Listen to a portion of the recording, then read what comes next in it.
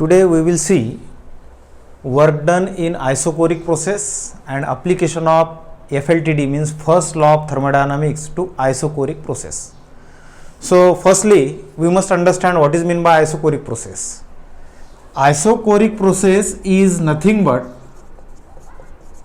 the thermodynamic process in which there is change in state of thermodynamic system. There is change in state of thermodynamic system at constant volume. This is very important. Means the system undergoes change.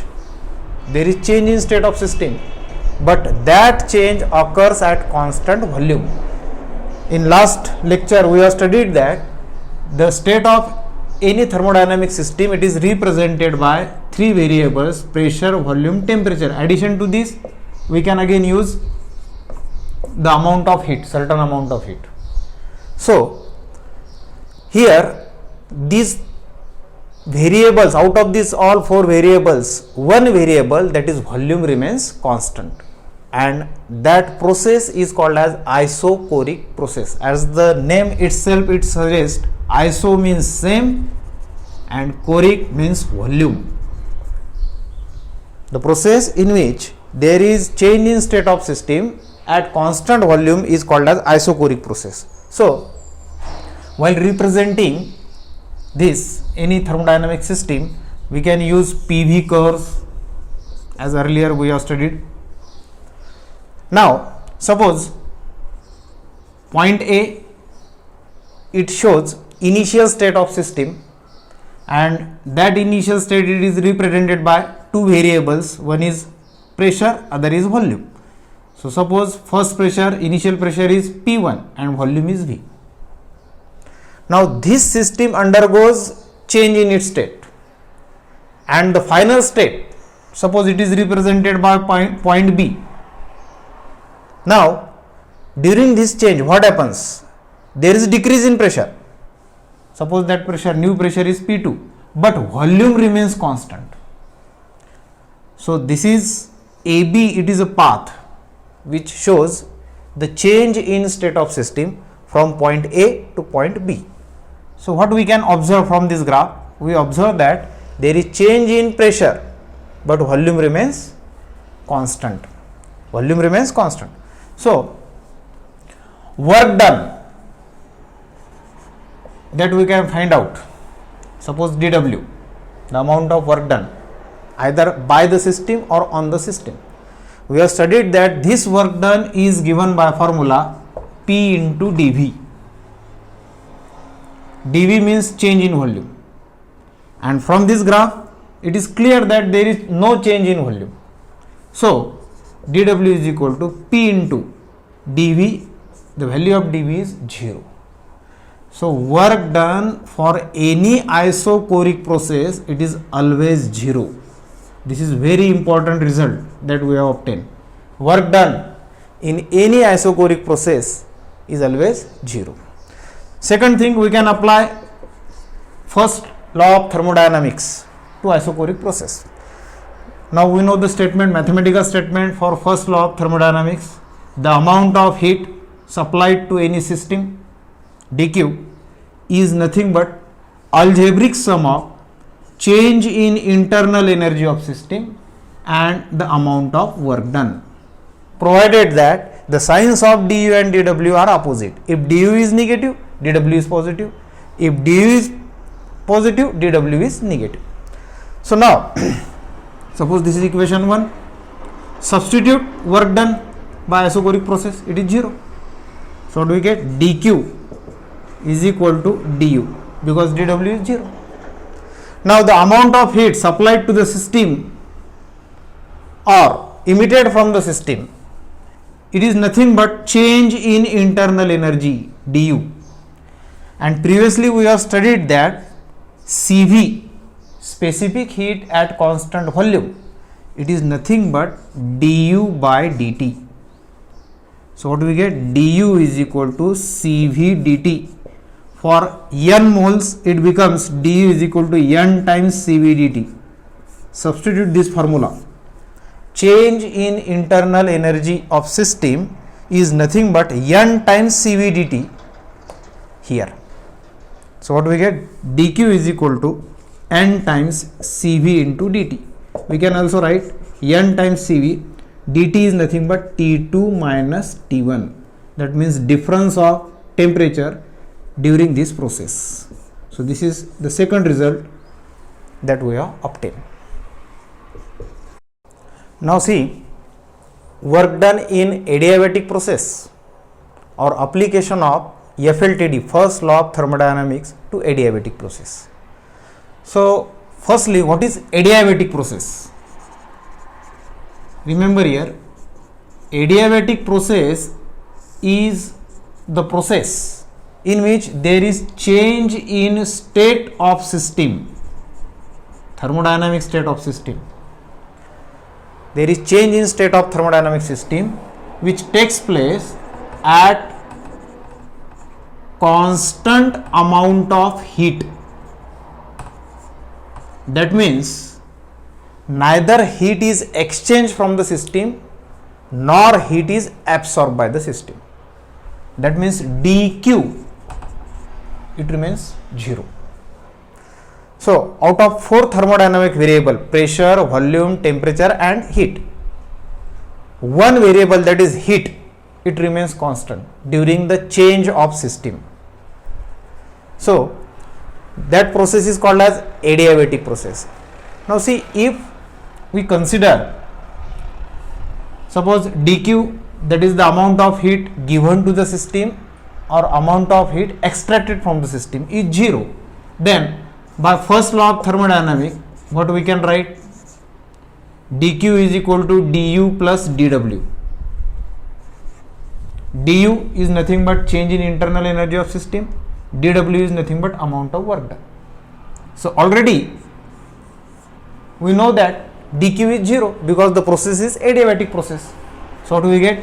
0 is equal to du plus dw. So dw is equal to minus du. In earlier case we have studied that the specific heat at constant volume is nothing but du by dt. It is change in internal energy with respect to change in temperature. Remember, this is not time. dt is not time, it is a temperature.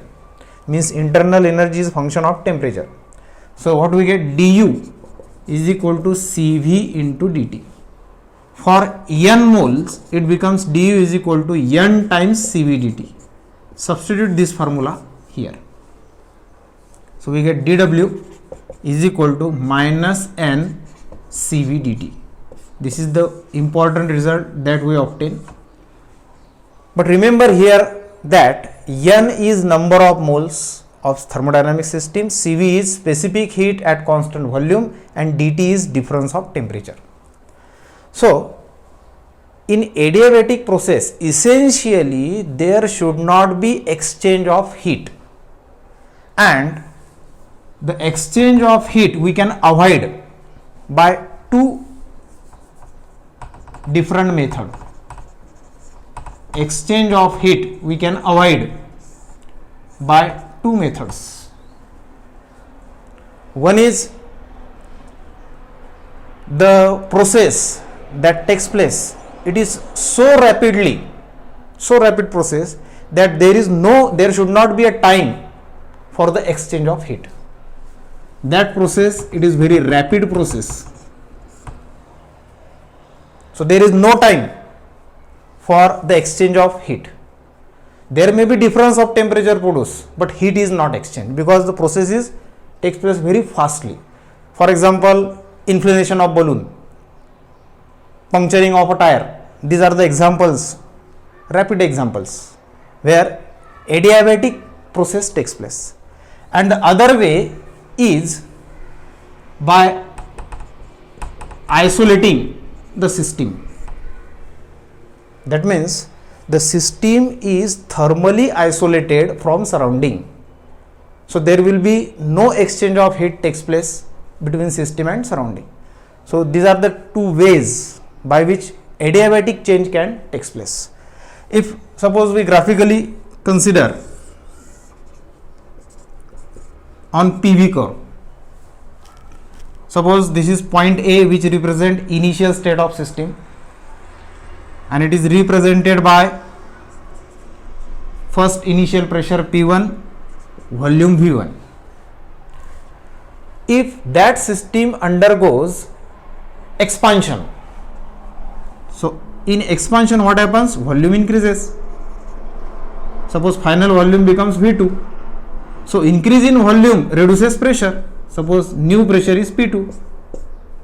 So this point B represent the final state of thermodynamic system, represented by these two variables P2, V2. Now what does it indicate? It indicates there is expansion from V1 to V2. So here, remember, here work is done by the system. Work is done by the system on surrounding. That means here work is positive.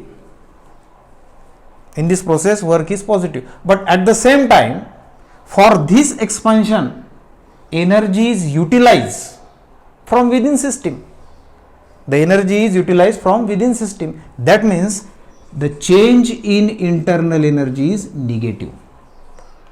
So adiabatic expansion will decreases the internal energy of system, and exactly opposite thing happens. Now see, if suppose there is adiabatic compression, this is the case of adiabatic expansion. Adiabatic expansion, A to B. Now suppose opposite case takes place on PV curve. This is point A, represented by P1, V1, and now this is point B, final state P2, V2. Now here what happens? Remember, this volume, initial volume is more, and final volume V2, it is less. So system is traveling from point A to point B. So during this process what happens? Volume decreases. But when volume decreases, pressure increases. So this is represented by adiabatic compression. There is compression. So during adiabatic compression, what happens? Work. There will be compression of system. That means work is done on the system by surrounding. So that work is negative. That work is negative. So when work is done on the system, what happens? There is compression, and during compression, internal energy of system increases. So internal energy now it becomes positive.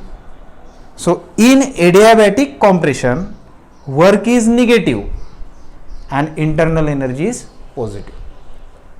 Now one more important formula we can derive in the case of adiabatic process.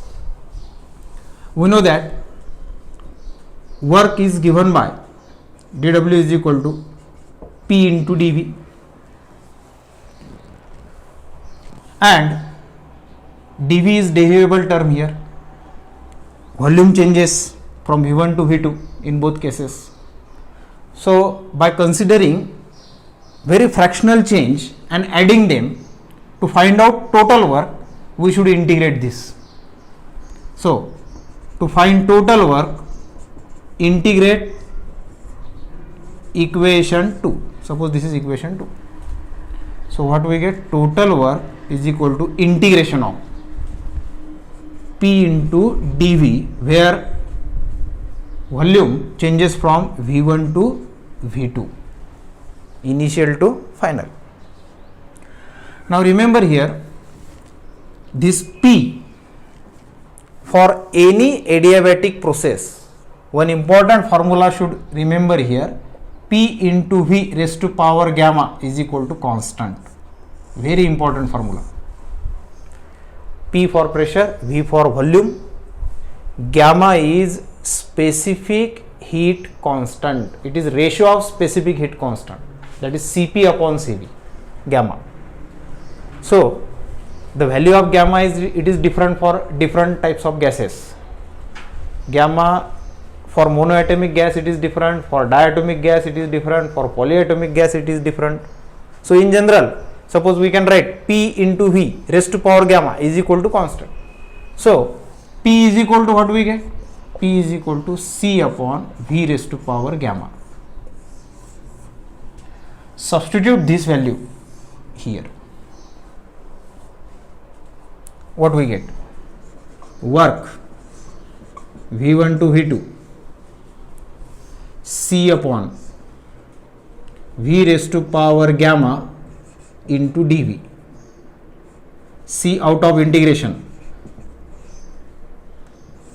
V1 to V2 V raised to power minus gamma, as it is in denominator, now it becomes V raised to power minus gamma into dV. So apply formula of integration here. What do we get?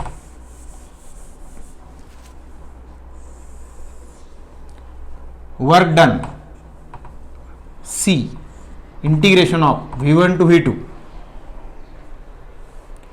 So on application of the integration formula, we can write here V into gamma minus gamma plus 1 upon minus gamma plus 1, and the limits are from V1 to V2. Understood? Integration of x raised to power minus n into dx. What is formula? Integration of x raised to power minus n into dx is equal to x raised to power minus n plus 1 upon minus n plus 1. We can apply limit here. So C, I can write 1 minus gamma here and substitute limit. So V2 minus gamma plus 1, instead of V write upper limit, minus V1 minus gamma plus 1 upon 1 minus gamma. 1 minus gamma we can take common. So 1 upon 1 minus gamma C into, I can write V2 raised to power minus gamma means 1 upon V2 raised to power gamma. 1 upon V2 raised to power gamma. Sorry, here we can write here C. Minus V2 raised to power minus gamma means 1 upon V2 raised to power gamma into V2 raised to power 1 means simply V2. Simply V2. Minus again V1 raised to power minus gamma means 1 upon V1 raised to power gamma into V1 raised to power 1 means V1 simply.